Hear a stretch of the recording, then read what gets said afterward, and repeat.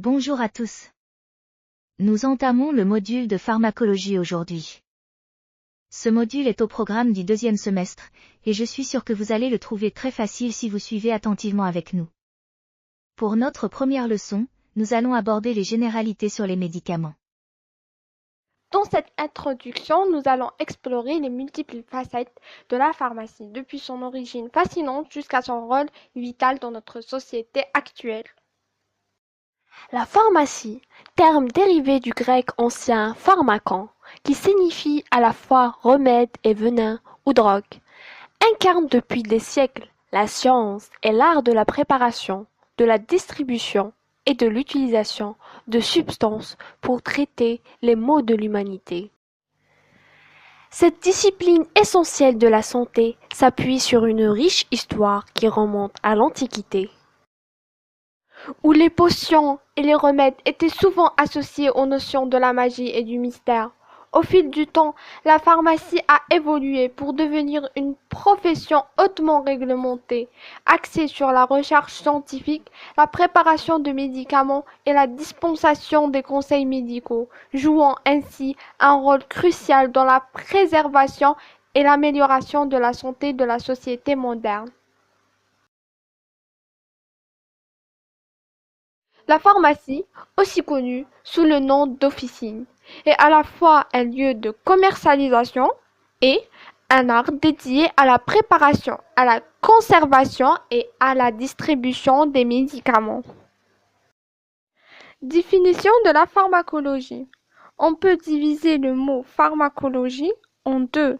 Pharmaco qui signifie poison, logos qui signifie science, qui veut dire science des poisons, ou plutôt science des médicaments. La pharmacologie est une science qui s'intéresse à l'étude des interactions entre des différentes substances chimiques et un système biologique.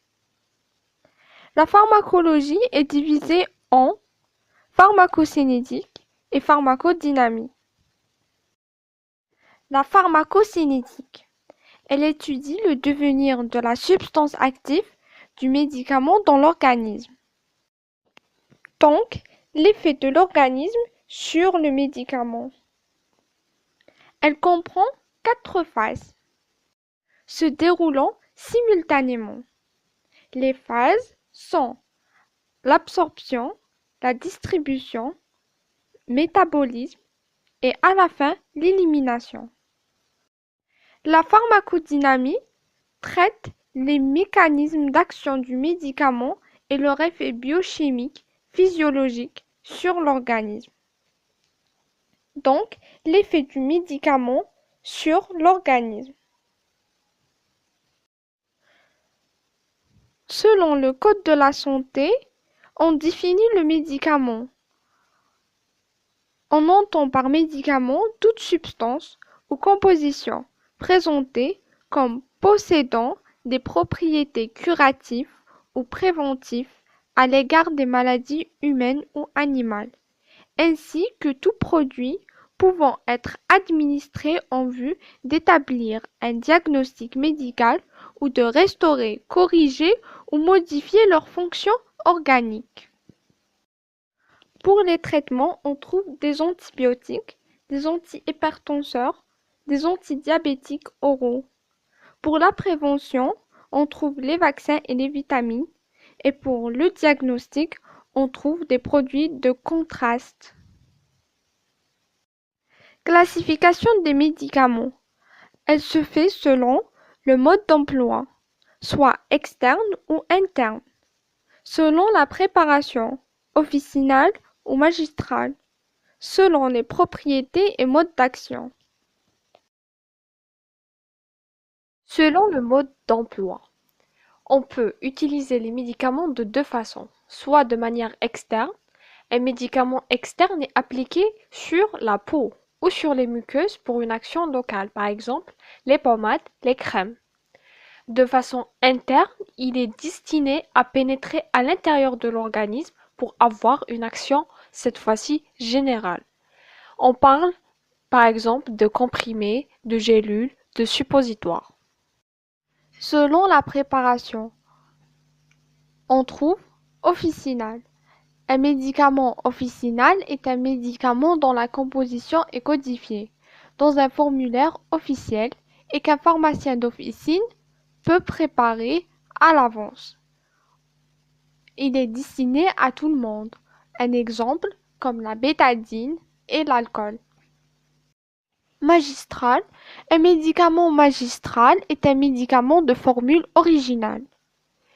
C'est une recette médicamenteuse que le pharmacien prépare à partir d'une ordonnance, prescrite par un médecin pour un malade précis. Donc, elle est préparée selon une ordonnance. On prend comme exemple, un nourrisson souffre d'une dermite. Le médecin lui prescrit une formule magistrale d'une crème que le pharmacien lui prépara. Dans la formule, il y a le zinc, l'huile d'amande, et etc. Selon le mode d'action, on classe les médicaments en plusieurs classes pharmacologiques.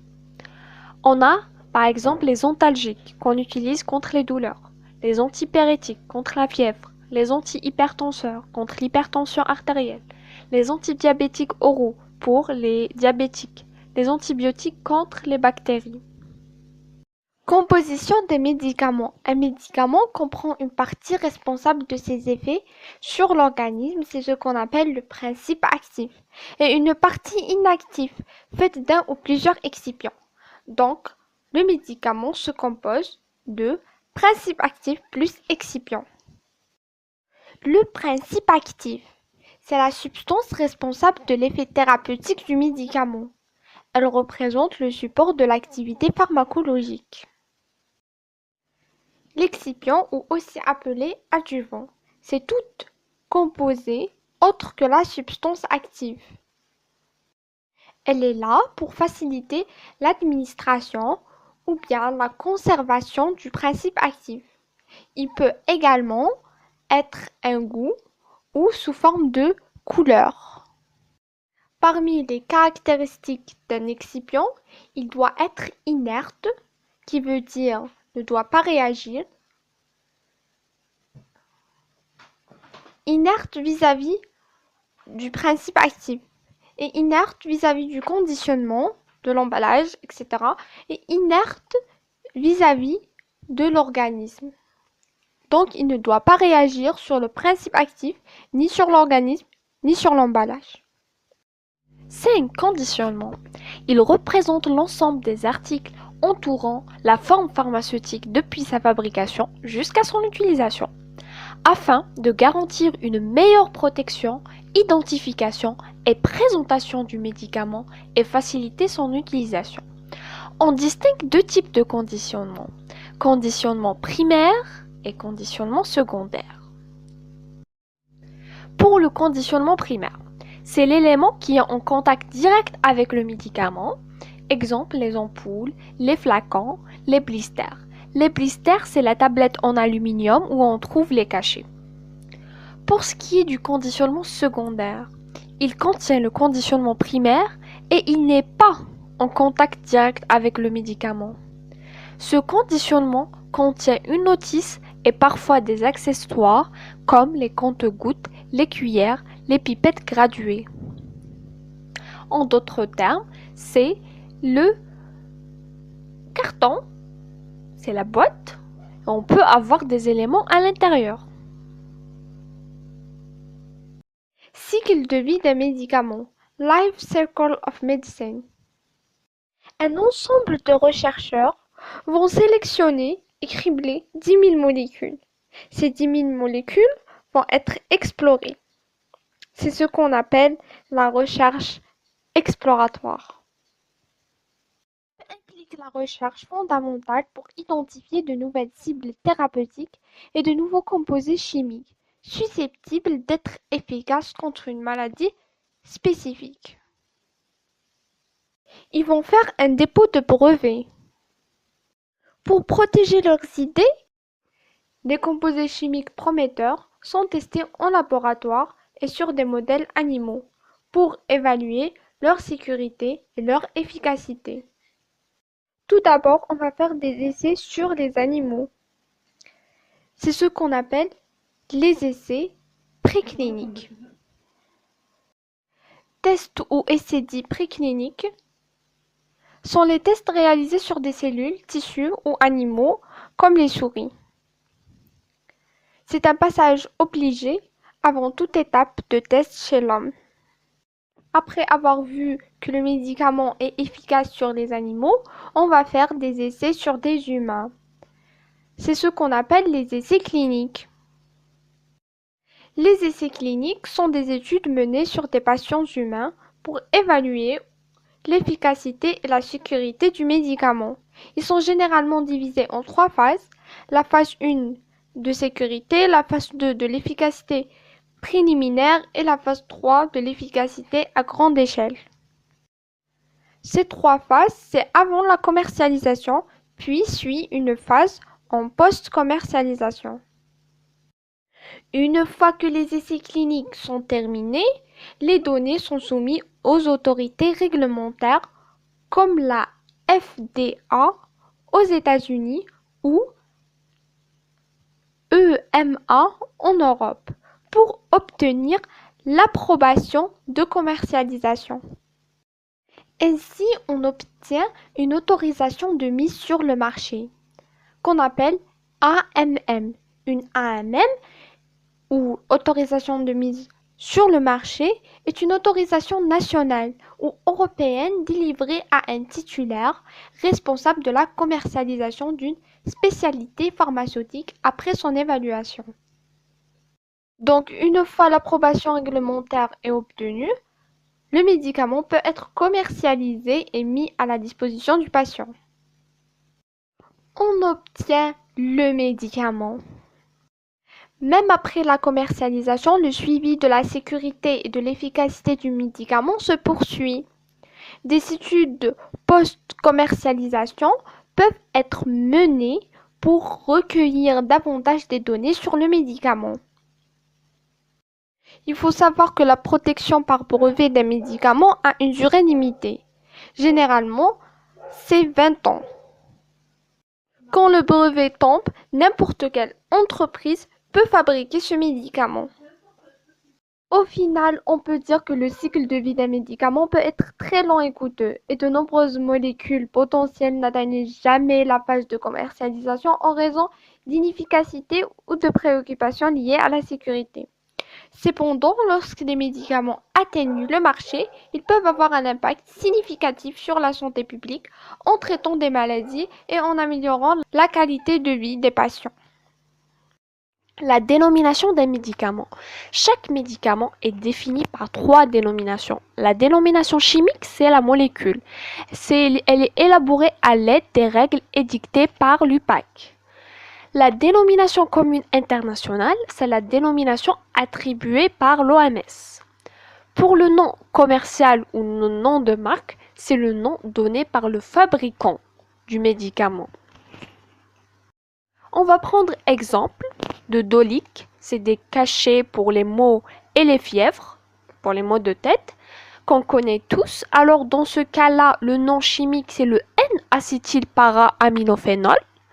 La dénomination commune internationale, c'est le paracétamol. Et le nom de marque, c'est Dolic.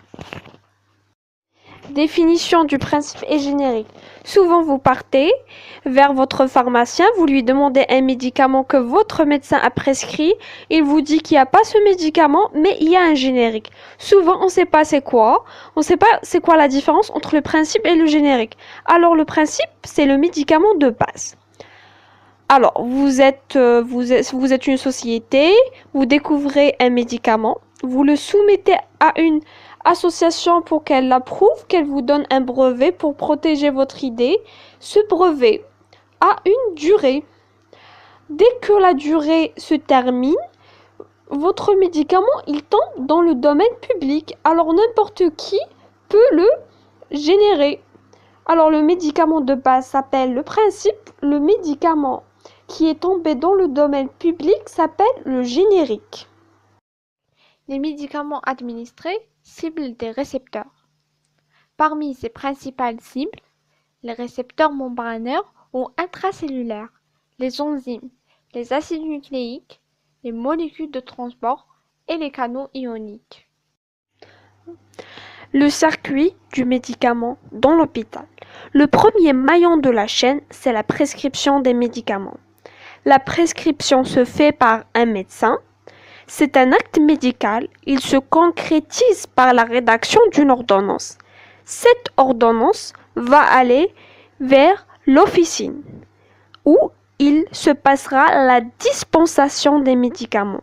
C'est un acte pharmaceutique qui associe à la délivrance des médicaments une analyse pharmaceutique de la prescription. Il va savoir, par exemple, si le médecin s'est trompé. Parfois, on ne doit pas associer des médicaments. Il va savoir si ces médicaments sont contre-indiqués. Et aussi, il va préparer les doses à administrer et donner des conseils de bon usage des médicaments. Dernier maillon de cette chaîne, c'est l'administration des médicaments. C'est un acte infirmier qui comporte l'administration puis la surveillance thérapeutique pour voir s'il n'y a pas d'effet indésirable. Surtout en suivant l'ordonnance initiale.